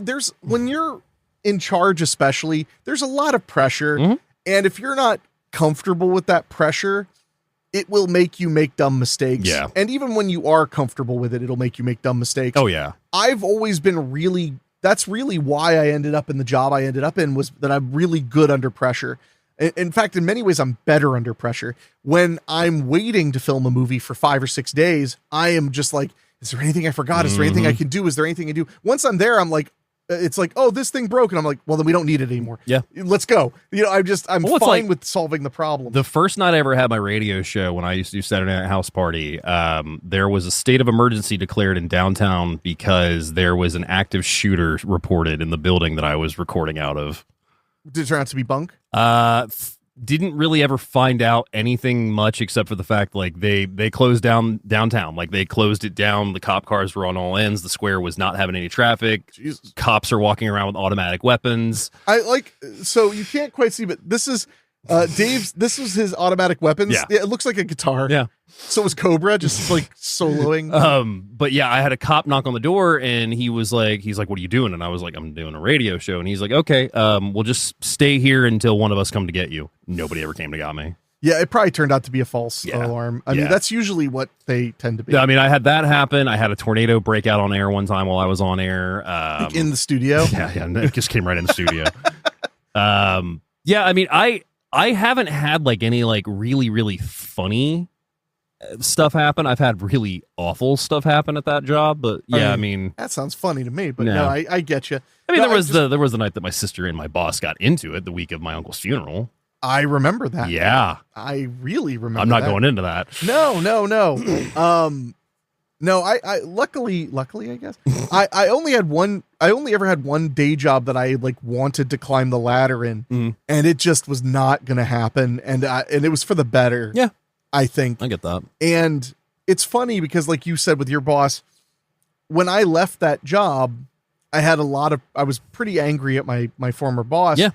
And then over a year or two, I discovered what was actually going on, what he was dealing with professionally, just like the reality of the situation. And when I saw him again and it was better, he was a happier person and everything. And I realized I was happy for him. Yeah. And I would consider him at this point, which is bizarre to think, at this point, he and I have been friends over 20 years. So he's actually one of my dearest friends. Yeah. But it's funny how like for 10 years, I was like, oh yeah, my former boss. And now when I talk about him, I'm like, oh yeah, my best friend. Yeah. I mean, like, one of my longest friendships. No. So it is funny how that can go. Yeah.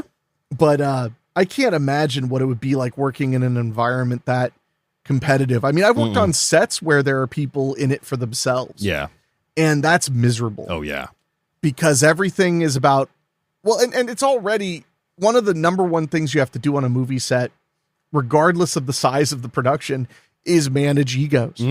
And the egos go a lot of different ways. Yeah. You'll have people who feel disrespected by decisions.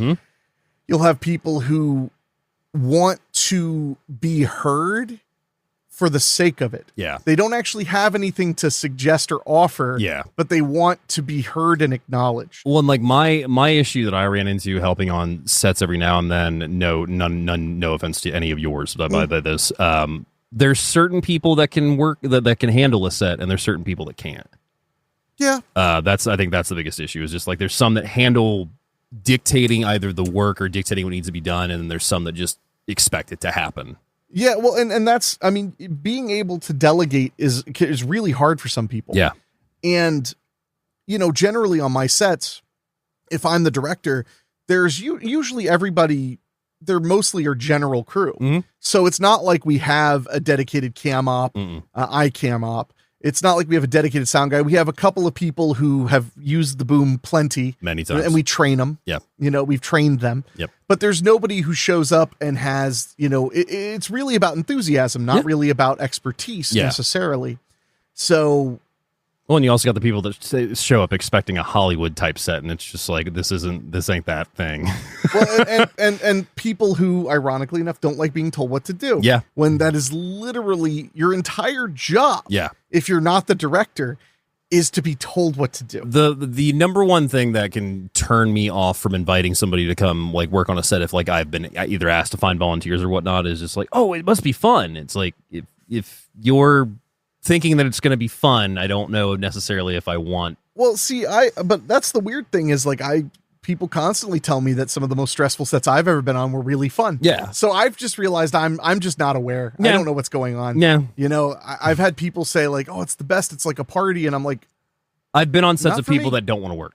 I'll put it that way. Oh yeah. People that want to hang out. Oh yeah. Yes. No, though there's no doubt about that. Yes. One of the big jokes is always like when you hire a bunch of film people to be on your set is that it'll be like, okay, so you're an associate producer. You're going to be in charge of this and this and this and this. And then it's like, anyway, they're over there talking to an actor about like, I'm directing a movie right now. You really gotta curb that. The hardest part, honestly, has been when I'm producing for someone in this part of the country, like John Oak Dalton or Eric Whiting or whoever. The hardest part is just asking the crew and cast not to listen to me. That's fair. I mean, like I'm always like, they'll come to me and ask a question like, no. I am not the boss on this one. Yeah. That is Eric or that is John. Yep. Like I'm here to support Eric and John. And that can always be a little tricky at times. Don't bring it to me. But because I don't want to usurp. No, exactly. Well, and that's the hardest part though, especially when you're working on a movie where you may have the most experience, but you're not in charge, is like, if you think somebody's messing up, you don't just go like, actually, that wasn't a good take. Yeah. You would go, hey, can I talk to you for a second? I remember and we'll wrap this up with this. I remember I was very impressed with the Boggy set, especially when you got a compliment from Brink Stevens for giving an actor direction. Yeah, no, that was one of the most flattering times. Yeah. Well, because Her entire thing was that she was like, I was not expecting quite that level of direction because of how technical I am, because I was operating camera and I was the DP and I was, so I was doing all these, and because we had Brink for 2 whole days, I shot the hell out of her scenes. I used dolly tracks and we just really tried to get it to be great. And I was very flattered when she was like, wow, you're really giving like a lot of direction. And I was like, well, that's what I do. Yeah. But I get what she means though. Cause she told me that like a lot of directors are entirely technical. Yeah. And they don't really have a lot to say about your performance so much as getting it lit and in focus and getting the microphones right. And that is a major part of the job. Well, and I mean, I think it also goes with the territory too, that there are some people that don't trust don't trust either who they're working with or don't trust themselves enough to delegate out. So they try to do everything. And then that's when they get into trouble too. Well, delegation is hard. It's when you get really intense working, the reason delegation is scary in my experience is because if something messes up, you would rather it be your fault because then you only blame yourself. Yeah. There's a part of you that doesn't want to be mad at anybody. No, well, obviously. You'd rather be mad at yourself if something, screws up, but it's just kind of the nature of the beast. Yeah. And we all make mistakes probably. And I just, sometimes there's distinguishing ego. If like, it's not anything against anybody when I say this, but like I get nervous when I see writer, director, producer as the same person sometimes. Yeah. I mean, it can be tricky. Yeah. But because I've seen opening credits where it's just like ba-boom, ba-boom, ba-boom. It's the same person's name over and over again. Yeah. But then there's also like, I got massive positive marks on my movie for having the best photography because I hired out and I just used a fake name. Yeah. And I was like, so it is perception. It is perception. So, well, perception. I mean, it's like when I went in and Hatchet Manned a few movies, you can't credit the additional writers and the additional director or else the audience will see all the additional 6, names 7 and names. know there's a problem. Yeah. And then they'll decide it's not as good. Yeah. That's a big Well, it's like thing. Watching Last Action Hero this past weekend. There's a lot of writers on that those credits. Yeah. Anyway. So he says, let's go home. The group go to leave, and they come face to face with a wall of empty, ornate masks. No masker there at all. Yes. Such a good reveal. So that's when they look outside, and they see several people now donning the mask, all standing in the driveway right outside the front door. And it is very eerie, but luckily, it's not eerie for long. It's not eerie for long because they basically say that Ted blew the whole evening because it was planned as a test for him to join the company. As they question, does he have any idea what he's done? And then that's when they comment that you just saved us $40 million in benefits from an account years ago was worth. I mean, Kiwi could spend on an account, and Steven's lack of attention to it, blah blah blah, revealing they're all shareholders for Falconhurst or Falconheart. Yeah, they're the cabal of investors at the hedge fund, and at first they're mad until they realize this was such a great idea. Yeah. We're saving so much money. So they call him brilliant and stating that it's a Christmas miracle, and the group embraces him, and Ted questions, so wait, is there really a position open now? And they take a second, and then they're just like, I guess there is one person who's absolutely qualified from their experience tonight. And an opening just so happens to have happened. And they've demonstrated that Falcon Heart material. Oh, yes. So sometime later, Ted has now returned to the office. He sits next to Gavin, who's healing his hand, like he has the bandage on it and everything, questioning how his hand is doing. But they're interrupted as Tatum from the front office tells them to get back to work, revealing that she is now the head of Falconheart. And that's when we see step 7, never take your eyes off an underdog. Yeah, and that's because she's ready to drop the Des Moines Hammer. Yes, she is. And that is 2019's Into the Darks, a nasty piece of work.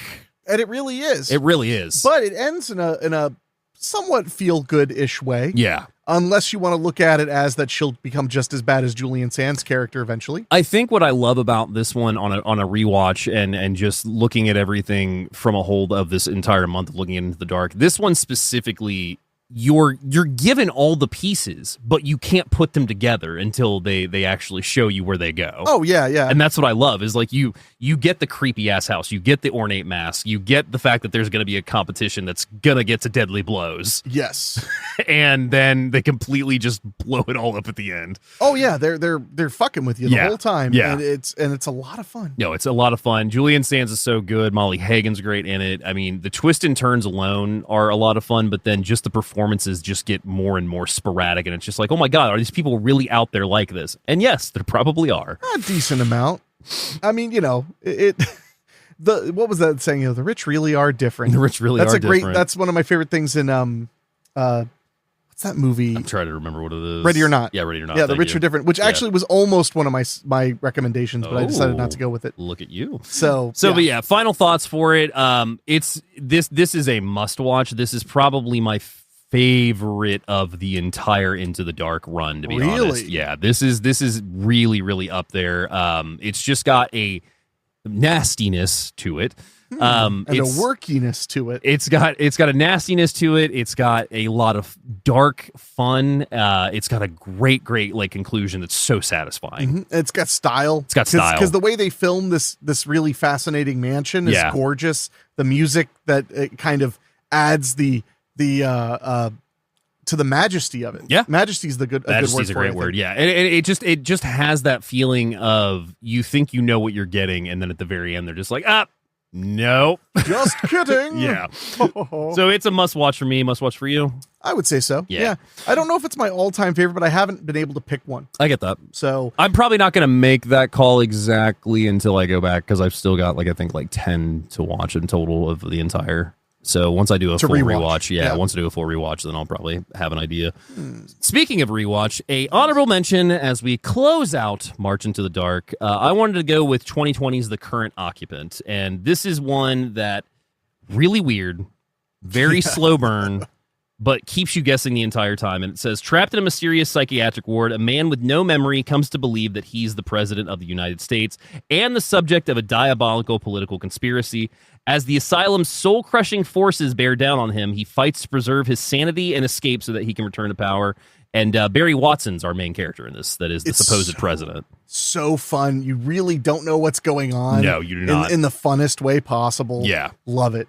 And it is directed by Julius Ramsey, who is actually a director on the Purge series, too. So really, really good resume on that creator as well. Which, if you haven't seen the Purge series, but you've seen the movies, watch the series. Yeah. It's so good. But yeah, Current Occupant is one that you think you know what's going on, and then that last 5 minutes will leave you speechless. Oh, that's a great one. And that's one nice thing about TV movies in general. Yeah. Is the most powerful weapon you have in your arsenal, if you're a television movie, is intrigue and twists. Yeah.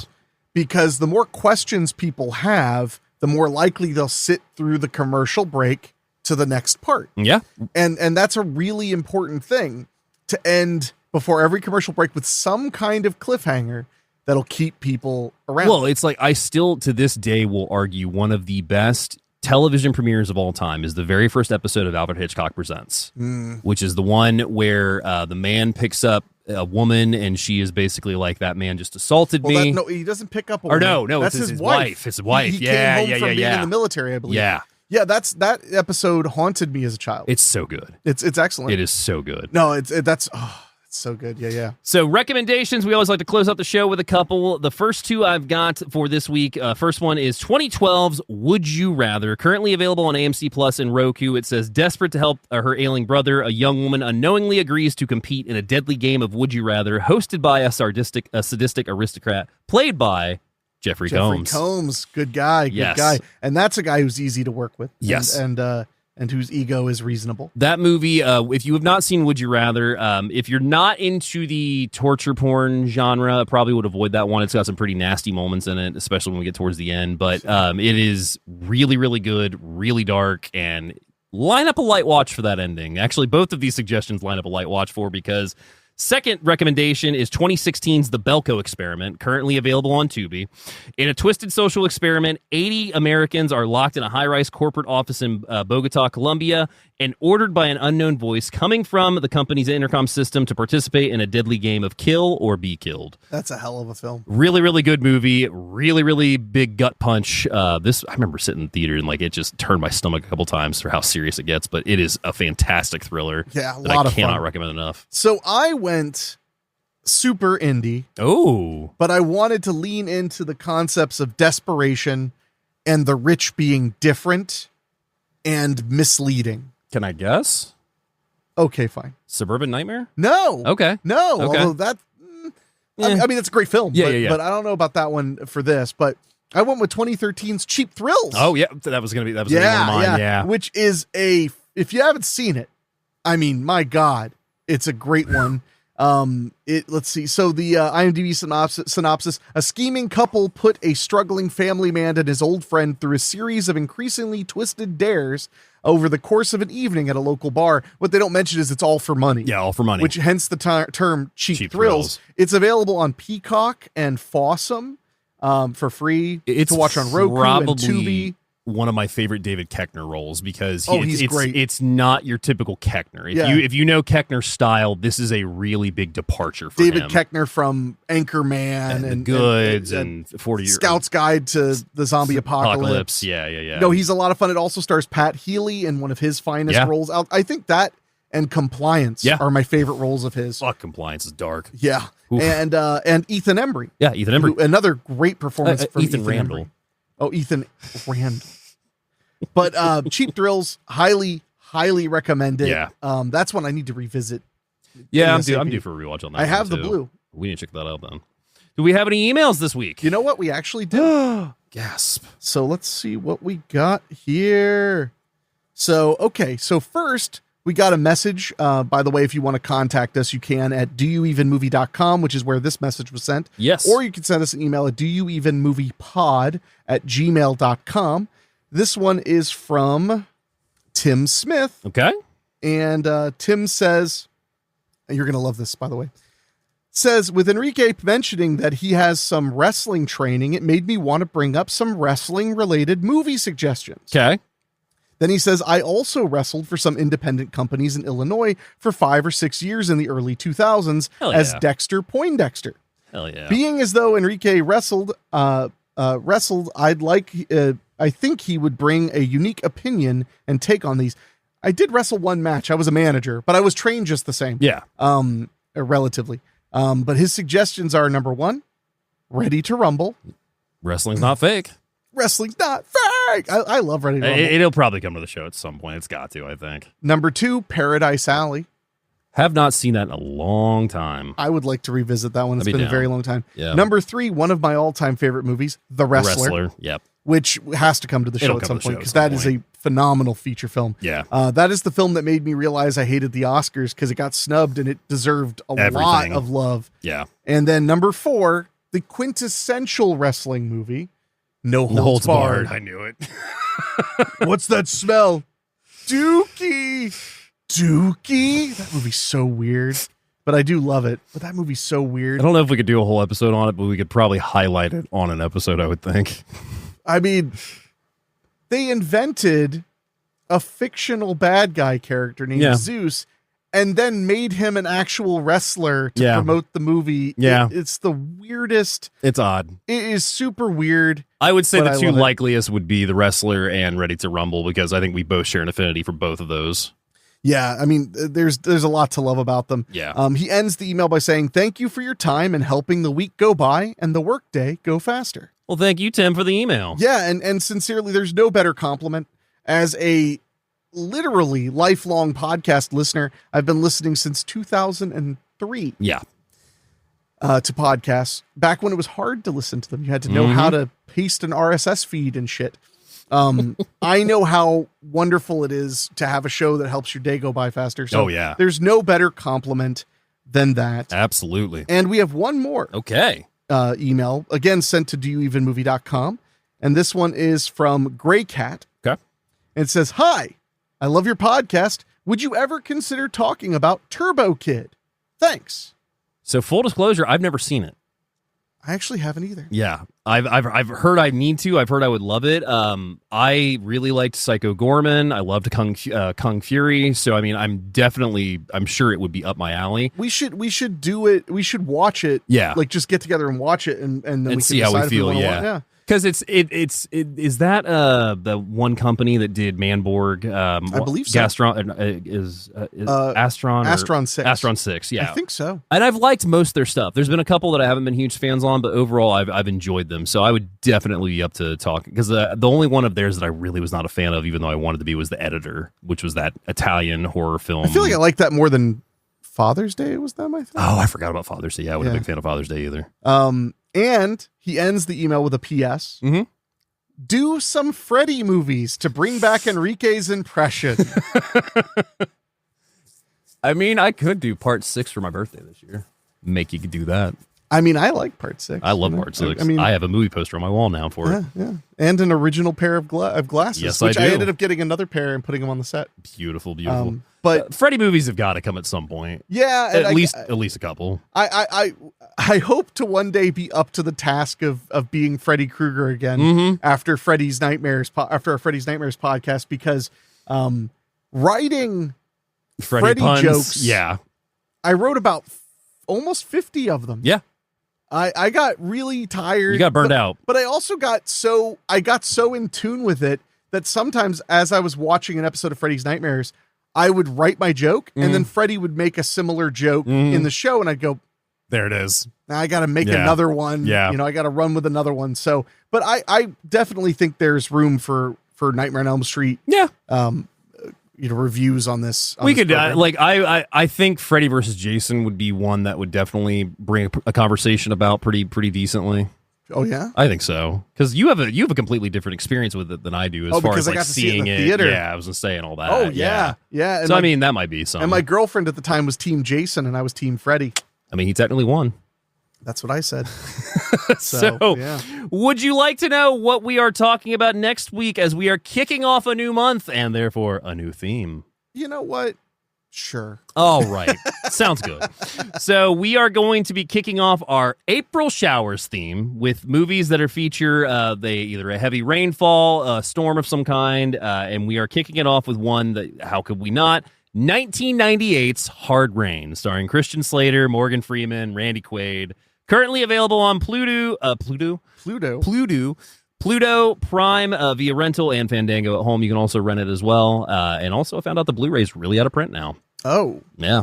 I have always had a soft spot for Hard Rain. Same. So I'm looking forward to talking about that. And we have quite the lineup of Rain. We do. Of Rain movies. I am quite proud of this lineup, and you even made it an addition to it that I am very, very excited for. Because we'll get to break in the new 4K. Yes, we will. And that's the only hint you're getting until now. So I guess there's nothing else left to say, except that thank you all for bearing with us. Yes. This is one of our few late episodes.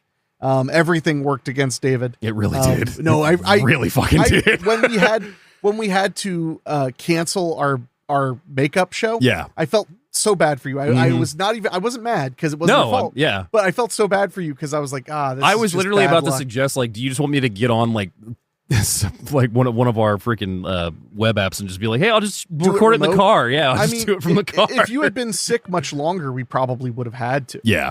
But I'm trying. I like to do the show the way we do it. Absolutely. So I try to do it that way. So, but with that all being said, make sure you guys check out Hard Rain. We on the either renting it on Fandango. Yep. Where was it? Pluto. Pluto. Yeah, you can rent it on Prime and Fandango. It's currently on Pluto. It's pretty readily available. And if you haven't seen Hard Rain, I don't know what you're doing with your life, because this is such a fun movie. It is. And, just because we're not talking about them anymore doesn't mean you shouldn't be checking out Into the Dark. And we would love to hear what you think of it. Yeah. Again, doyouevenmoviepod@gmail.com. We'd love to hear from you. And I also want to mention, if you're listening to us on the podcast, make sure you subscribe on your podcasting app. Leave us a rating. It really does make a big difference. Yeah. You can also comment over on Spotify. I read all of them. And if you're watching us on YouTube, make sure you're subscribed, because we release one almost every Tuesday. Almost every Tuesday. Pretty and close to every single Tuesday. And also, in speaking with YouTube, I recently appeared on my friend Dice Roland Show's Brain Mucus, and we talked about the horrors of mental health for Old, M. Night Shyamalan's Old, and that was a lot of fun, and that episode is currently available to listen to.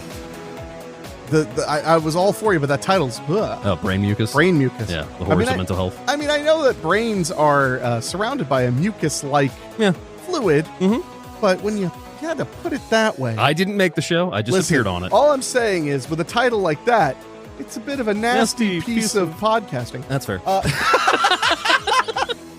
All right, kids. Until next time, we will see you next Tuesday. In theory. In theory, yes.